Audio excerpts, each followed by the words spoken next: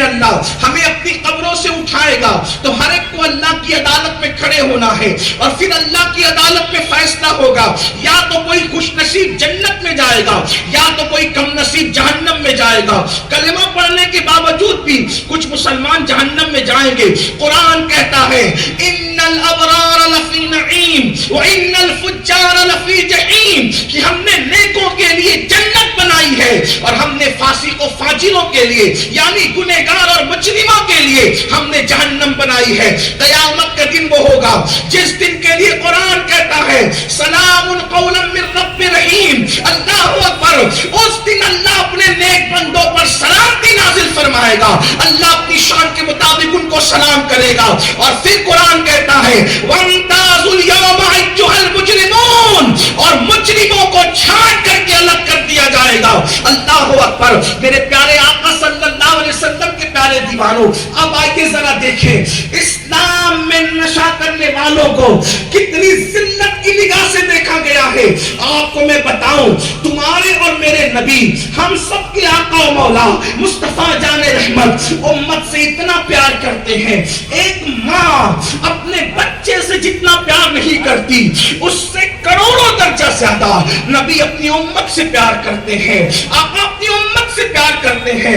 حضور علیہ السلام اور تمام انبیاء کرام کے درمیان ایک امتیازی فرق یہ ہے کہ ہر نبی نے اپنی امت سے پیار کیا لیکن رسول اللہ نے جتنا پیار کیا ہے اتنا پیار کسی نے نہیں کیا. اگر آپ اس کو سمجھ سکتے ہیں تو ایک حدیث سے سمجھے. اللہ کے رسول صلی اللہ علیہ وسلم نے فرمایا اللہ تبارک و تعالیٰ نے ہر نبی کو ایک دعا عطا کی ہے یعنی نبی کی ہر دعا قبول ہے لیکن ایک دعا ایسی ہے جس دعا کے بارے میں یہ ہے کہ یہ جیسے ہی کرو گے فوراً قبول ہوگی. آقا فرماتے ہیں ہر نبی نے اپنی اپنی دعا کو کر لیا ہے اور دنیا ہی میں اس کا استعمال کر لیا ہے لیکن آقا فرماتے ہیں میں نے اس دعا کو اٹھا رکھا ہے. وہ دعا میں نے دنیا میں نہیں کی ہے بلکہ آخرت کے لیے اٹھا رکھا ہے. جب قیامت کا دن ہوگا تو اس دعا کا استعمال اس طریقے سے ہوگا کہ میں اللہ سے عرض کروں گا اللہ میری امت کو بخش دے. اللہ کے رسول علیہ السلام امت سے اتنا پیار کرتے ہیں. آپ اندازہ کریں اللہ اکبر جہاں ماں اور باپ کی محبتیں ختم ہو جائے اس سے زیادہ میرے آقا اپنی امت سے پیار کرتے ہیں. میرے امام کہتے ہیں ماں جب ایک لوتے کو چھوڑے آ کہہ کے بلاتے یہ ہیں. باپ جہاں بیٹے سے بھاگے لطف وہاں فرماتے یہ ہیں. بندے کو مرقد میں تھپک کر میٹھی نیند سلاتے یہ ہیں. ٹھنڈا ٹھنڈا میٹھا میٹھا پیتے ہم ہے پلاتے یہ ہیں. رب ہے موتی یہ ہے قاسم رزق اس کا ہے کھلاتے یہ ہیں. کسر دنا تک کس کی رسائی جاتے یہ ہیں آتے یہ ہیں جاتے یہ ہیں آتے یہ ہیں. سن لو آپ اپنی امت سے محبت کتنی کرتے ہیں. اور پھر شرابیوں کے لیے حضور کا نظریہ نشہ کرنے والوں کے لیے حضور کا نظریہ پہلے آپ سمجھیں حضور محبت امت سے کتنا کرتے ہیں. صاحب معارج اپنی کتاب میں لکھتے ہیں کہ ایک مرتبہ سیدہ کائنات مختومہ کائنات ملکہ فردوس بری خاتون جنت خاتون قیامت سیدہ طیبہ طاہرہ ام الحسنین ام ابیہا سیدہ فاطمہ الزہرا رضی اللہ تبارک و تعالی عنہا ایک بار اپنے بابا مصطفیٰ جان رحمت مصطفیٰ کریم صلی اللہ علیہ وسلم کی بارگاہ میں آئی اور عرض کی بابا اللہ نے آپ کو معراج عطا کی. یہ وہ معراج ہے. یوں تو معراج حضور علیہ السلام کو کم و بیش 34 مرتبہ ہوئی لیکن ایک مرتبہ کی جو معراج ہم 27 رجب کی جو مناتے ہیں یہ جسم و روح کے ساتھ حضور کو معراج نصیب ہوئی تھی اور اس میں حضور علیہ السلام نے اللہ کا دیدار کیا. خود فرماتے ہیں انی رأیت ربی میں نے اپنے رب کو دیکھا. بہرحال یہ کوئی بحث کا عنوان نہیں لیکن اصل عنوان کی طرف جو آنا ہے پر غور فرمایا اور اپنے تمام جوانوں کی توجہ. اللہ اکبر. اور سیدہ فاطمہ الزہرا کہتی ہے میں نے بابا جان مصطفیٰ کریم صلی اللہ علیہ وسلم سے پوچھا یا رسول اللہ میرے آقا آپ رب کے قرب میں پہنچے پہنچے کعبہ قوسین اتنے قریب حضور گئے جہاں کسی کا گمان بھی نہیں جاتا, جہاں کسی کا تصور بھی نہیں جا سکتا, جہاں کسی کا تخیل بھی نہیں جا سکتا. قرآن کہتا ہے ثم دنا فتدلى فكان قاب قوسين او ادنى, حضور اللہ کے قریب ہوئے, جتنا قریب ہوئے قریب کرنے والا جانے اور قریب ہونے والا جانے, بلکہ یہ کہہ دوں اتنا قریب ہوئے کہ ساری دوریوں کا تصور ختم ہو گیا, اور اتنا قریب ہوئے کہ قربتوں کا بھی سارا تصور ختم ہو گیا. اتنی قربت تھی کہ قربت اور دوریاں اور قربت اس کا تصور ختم ہو گیا, بلکہ اس کی کیفیت کوئی بیان ہی نہیں کر سکتا. امام کہتے ہیں پوچھتے کیا ہو عرش پر, یوں گئے مصطفیٰ کے یوں عرش کے پر, کوئی پوچھتے کیا ہو عرش پر, یوں گئے مصطفیٰ کے یوں, کیف کے پر جہاں جلے کوئی بتائے کیا کہ یوں, وہاں کوئی تصور تخیل کام نہیں کرتا.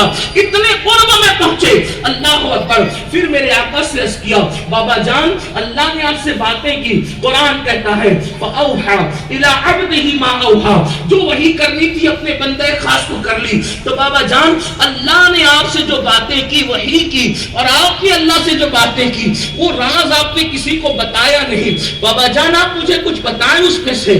میرے سرکار اور آپ سب کے آقا و مولا ہمارے آقا مصطفیٰ جان رحمت صلی اللہ علیہ وسلم نے فرمایا بیٹی چونکہ تم نے پوچھا ہے اس لیے میں تم کو بتاتا ہوں, لیکن ایک ہی بات بتاتا ہوں, بس ایک بات, اس سے زیادہ نہیں, ایک بات بتاتا ہوں. پھر آقا نے ان کو بتایا, فرمایا بیٹی جب میں اپنے اللہ کے قرب میں پہنچا تو میرے اللہ نے مجھ سے 70,000 مرتبہ کہا. دھیان دینا حضور کی محبت امت کے ساتھ. پھر اگلا عنوان آپ کے ذہن میں آ سکتا ہے جو کہنا چاہتے ہیں. میرے آقا کریم صلی اللہ علیہ وسلم نے فرمایا میری بیٹی جب میں اپنی اللہ کے قرب خاص میں پہنچا, دنا فتدلى کی منزلوں میں پہنچا, اپنے اللہ کے قرب خاص میں, وہاں جہاں 2 کمانوں سے بھی کم کا فاصلہ رہ گیا, تو میرے اللہ نے مجھ سے 70,000 مرتبہ فرمایا میرے محبوب مانگو کیا مانگتے ہو, جو مانگو گے عطا کریں گے.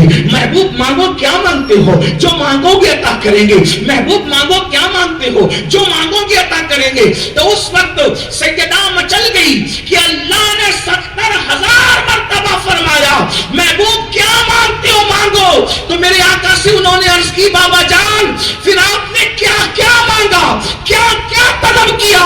تو سرکار فرماتی اپنی شہزادی سے بیٹی وہ جب جب مجھ سے کہتا مانگو کیا مانگتے ہو, میں ایک ہی جواب دیتا میری امت کو بخش دے, میری امت کو بخش دے, میری امت کو بخش دے, میری امت کو بخش دے.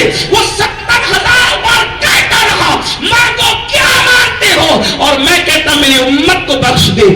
آپ سے پوچھنا چاہتا ہوں کوئی ماں کعبۃ اللہ دیکھ کر اپنی اولاد بھول جاتی ہے, کوئی باپ گنبد خضرا دیکھ کر اپنا وطن بھول جاتا ہے, لیکن یہ امت کی محبت کا عالم تو دیکھو, خدا کو دیکھ کر بھی حضور اپنی امت کو نہیں بھول رہے ہیں. ہم مجرموں کو فراموش نہیں کر رہے ہیں, لیکن اللہ کرے جو لوگ شراب اور جوئے کی لعنت میں مبتلا ہیں ان تک ان کے دل اور کانوں تک یہ آواز پہنچ جائے وہ رسول جو رحمت للعالمین ہے, وہ رسول جو طٰہٰ و یاسین ہے, وہ رسول جس نے کبھی اپنے پتھر مارنے والوں پہ لعنت نہیں فرمائی, وہ رسول جس نے اللہ اکبر اپنے جان کے دشمنوں جو کافر تھے ابو جہل جیسے کافر, ان کے بیمار پڑنے پر بھی حضور ان کی عیادت کے لیے گئے. اب نشہ کرنے والوں کو سن لینا چاہیے, وہ رسول جو امت سے ماں باپ سے زیادہ پیار کرتے ہیں, یعنی ماں باپ اولاد سے جو پیار نہ کر سکے اس سے زیادہ میرے آقا امت سے پیار کرتے ہیں. اللہ اکبر. طائف میں جنہوں نے پتھر مارے ان کو کبھی بد دعا نہیں کی, یعنی دعائے ضرر نہیں کی, جن پہ لعنت نہیں کی. جنہوں نے اللہ اکبر امیر حمزہ میرے نبی کے چچا کا کلیجہ چبایا حضور نے ان پہ بھی لعنت نہیں کی. جنہوں نے حضرت امیر حمزہ کو شہید کیا ان پہ بھی لعنت نہیں کی. جنہوں نے امیر حمزہ کا سینہ چھیلا ان پہ بھی لعنت نہیں کی. جنہوں نے امیر حمزہ کے ناک کان کاٹے انگلیاں کاٹی اور اس کو گلے کا ہار بنا کر پہنا رسول اللہ نے ان پر بھی لعنت نہیں کی. لیکن سن لو نشہ کرنے والوں آقا ارشاد ارشاد فرماتے ہیں جو نشہ کرے گا اس پر محمد کی روح فدا،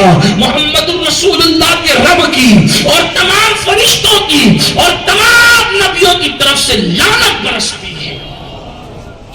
اور اللہ کے رسول علیہ السلام فرماتے ہیں نشہ کرنے والا بیمار پڑے، دیکھو ابو جہل جیسے کافر کی بیماری میں عیادت کے لیے جانے والے رسول نشہ کرنے والوں کے متعلق فرما رہے ہیں اور ہمیں عبرت کی دعوت دے رہے ہیں کہ نشہ کرنے والوں سے اسلام کیسا سلوک سکھاتا ہے۔ اللہ کے رسول نے فرمایا جو نشہ کرے اگر وہ بیمار پڑ جائے اس کی عیادت کرنے مت جاؤ، وہ راستے میں ملے اس کو سلام مت کرو، ان کے ساتھ اپنی بیٹیوں کے رشتے مت کرو۔ یہاں تک فرمایا میرے آقا نے، ام المومنین سیدہ عائشہ صدیقہ کہتی ہے عبرت کے لیے کہ جب نشہ کرنے والا مر جائے تو اس کی نماز جنازہ میں مت جاؤ۔